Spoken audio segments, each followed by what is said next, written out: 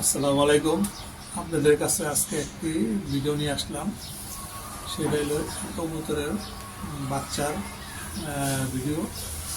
যে কবুতরগুলা অনেক সময় দেখা যায় আপনাদের এই পায়ে এগুলার সমস্যা হয়, যে পায়ে প্যারালাইসিস অথবা বিকলাঙ্গ হয়ে যায়।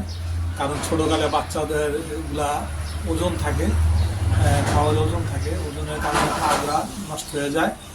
অনেকে আছে মনে করেন আপনারা এগুলা সুতা দেওয়াই না হয় বা রাবার দেওয়াই না হয়, ওগুলা করবেন না। ওগুলো করলে পায়ের বাচ্চার এই পাগুলা নষ্ট হয়ে যায়, ফুলে যায়, এগুলো ফুলে যায়, এগুলো নষ্ট হয়ে যায়।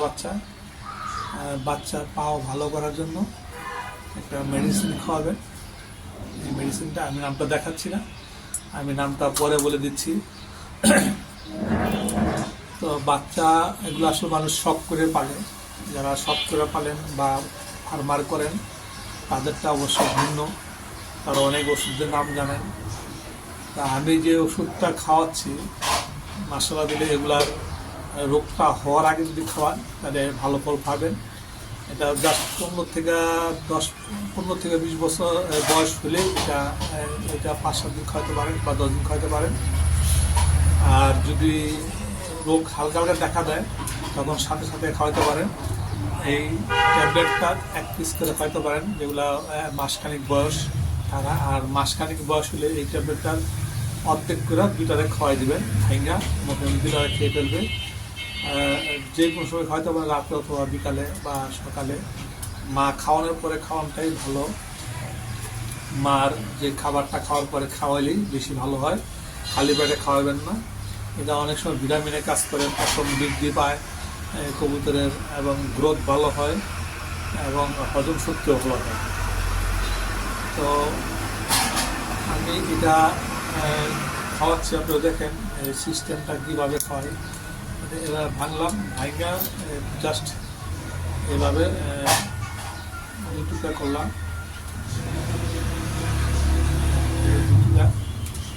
2 টুকরা করলাম, 2 টুকরা করে আমি দেখাচ্ছি আপনাদের, দেখানোর চেষ্টা করতেছি।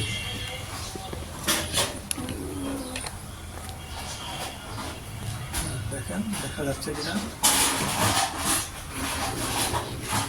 দেখা যাচ্ছে। জাস্ট এভাবে ধরে আর কড়াইয়া এটা দিয়ে দেবেন, খেয়ে ফেলবেন। ঠিক আছে, একইভাবে এই বাচ্চাটারও একই সিস্টেম করে ধরে খাওয়াই দিবেন।